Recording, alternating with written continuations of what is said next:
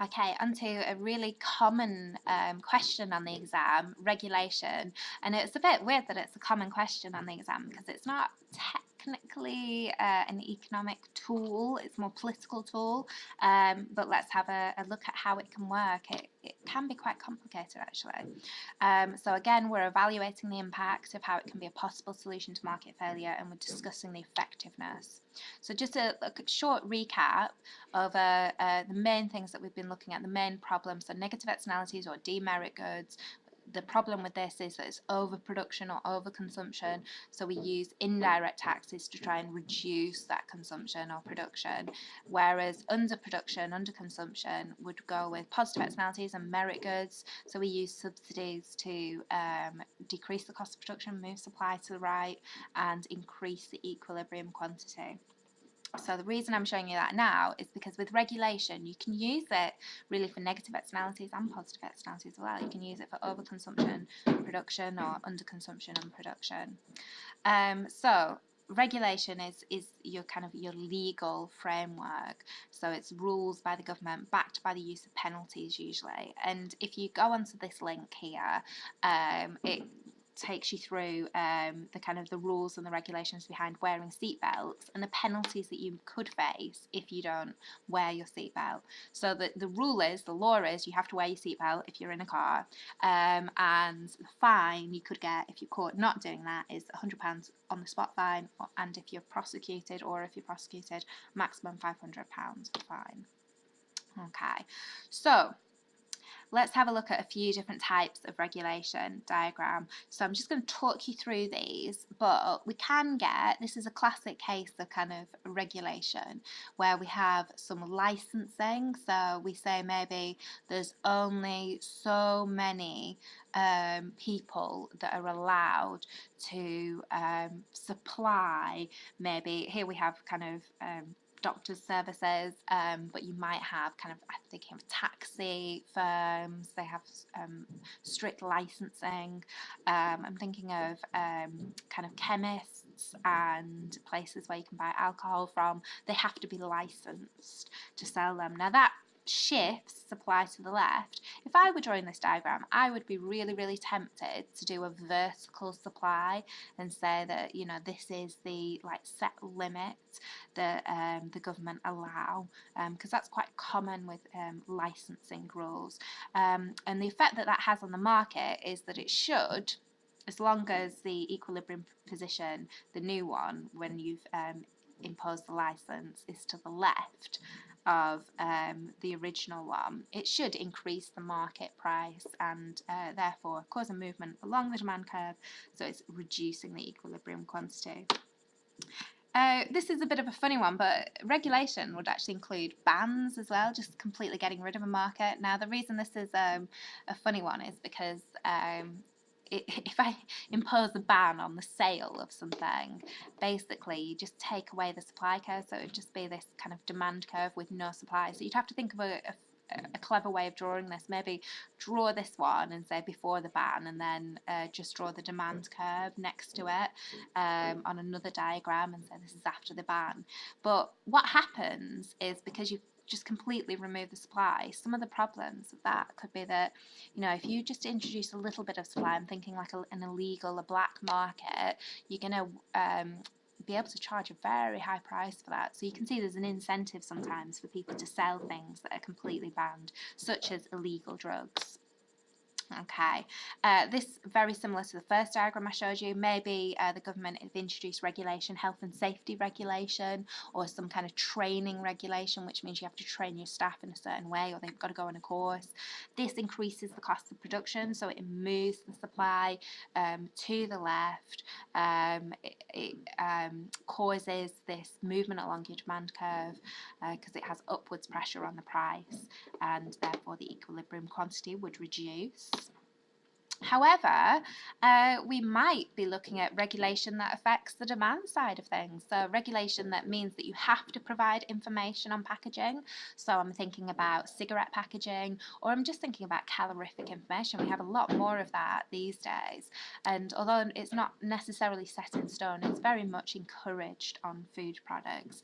And that might actually get you thinking about your choices. So you might reduce your demand for Big Mac meals, and or it could increase your demand for certain healthier foods, as shown in this diagram.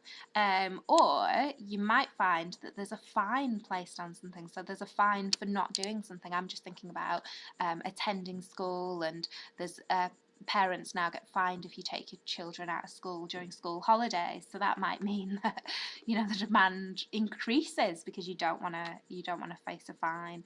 Or if there's a fine for doing a certain action, you might find that it decreases. Okay, so just going through a few examples here. I think I've mentioned some of these. So here we have the warnings on packets of cigarettes, all these horrible images here, and I think I've seen worse images than those. But you see that it reduces the demand. Maybe it's reducing this information failure. But also some licensing here. There's age limits on who you can sell the products to. And kind of licensing as well. You have to be licensed to be able to sell tobacco products, so that reduces the supply there inwards. So we've got a few different things going on there. Drinking, again, quite similar. This information on the back of any alcohol products might reduce the demand downwards, but also licensing laws and it being prohibited to drink in certain areas would reduce the supply. So we're very much thinking about negative externalities, demerit goods here.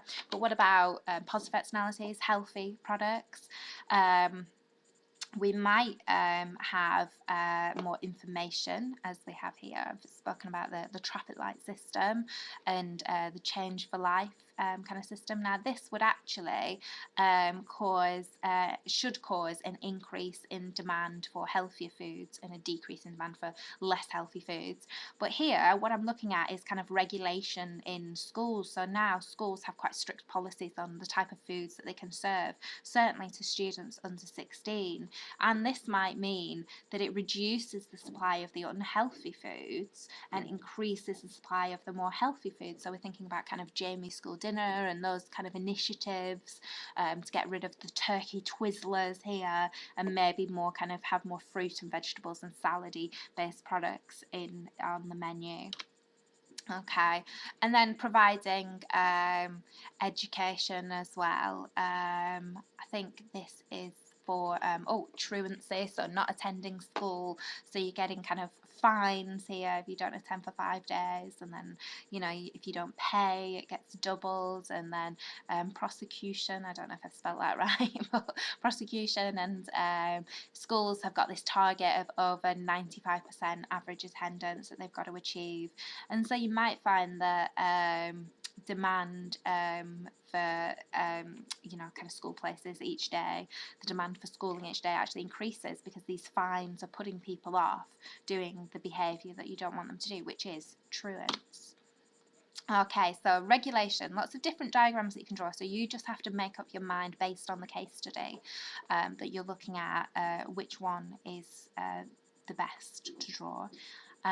But some benefits and some problems. I think those are the problems actually. So here are the benefits. So cheaper than a subsidy to impose. Yes, we went through this when we were looking at subsidy. So you can just make it legal. You have to do something. Now, apart from the costs of getting that through kind of the House of Lords, you're not going to have to provide financial incentives to firms. So it can be cheaper than a subsidy. It sets a very clear limit or standard. So it's not so much affected by the kind of price elasticity of demand. So you can say, this is the number of pubs that you're allowed to have in a certain town or city, and the central government or the local government can set that level.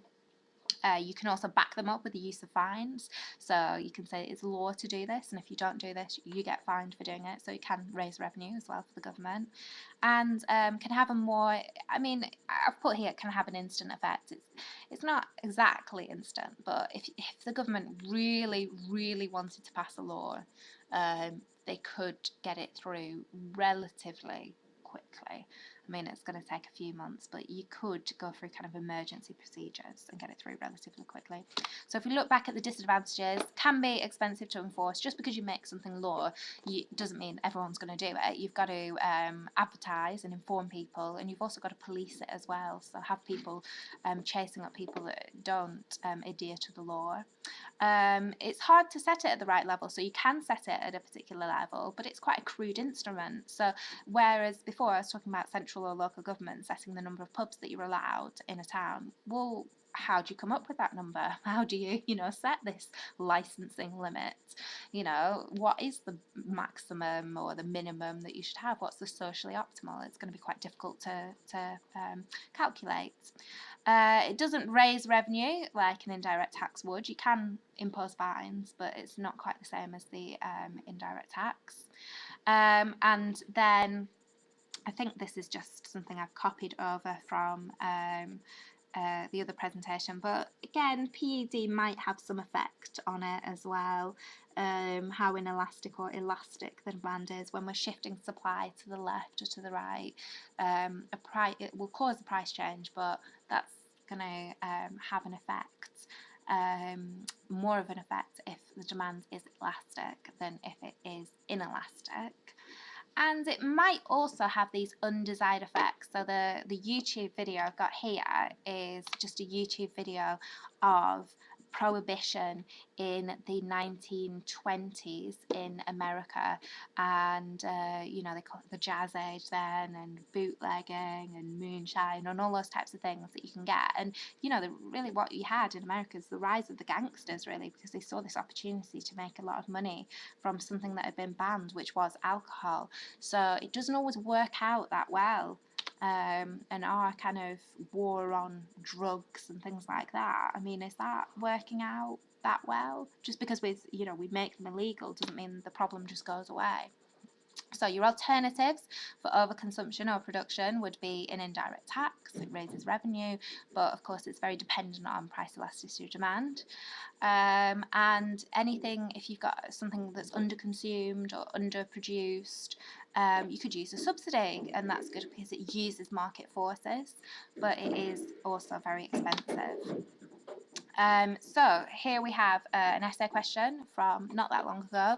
Is regulation the most effective solution to deal with information failure? So some definitions in level 1. So for 4 marks, you could define regulation. Even better if you can define information failure and market failure, and maybe give some, this would be getting on to level 2, but give some reasons why information failure leads to market failure. So you've got your demerit goods, you've got your merit goods. Explain how it works and any benefits from it for level 2 and level 3. So you'd really want to be thinking of specific examples here. I think this question went with the use of sunbeds. So demerit good. And you'd be looking at introducing regulation, maybe even that bans the use of sunbeds, maybe even that bans it for under 18-year-olds, or limits the amount of time that you can use it for, or you have to provide information or posters, or you'd have to look at what type of policies, or think about what type of policies they'd introduce, and then create a diagram that illustrates that. So if you're introducing posters and information, then you're really trying to alter the demand curve. If you're trying to limit something that the business does, then you're thinking about the supply curve.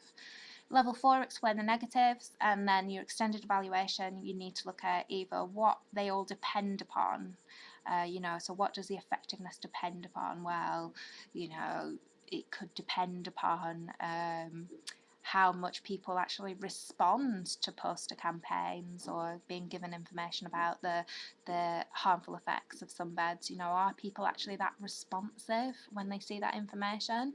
Or looking at the alternatives as well, which I put there, maybe an indirect tax. Definitely wouldn't want to put a subsidy on sunbed usage. Okay, so pros and cons of using regulation to solve the problem of market failure.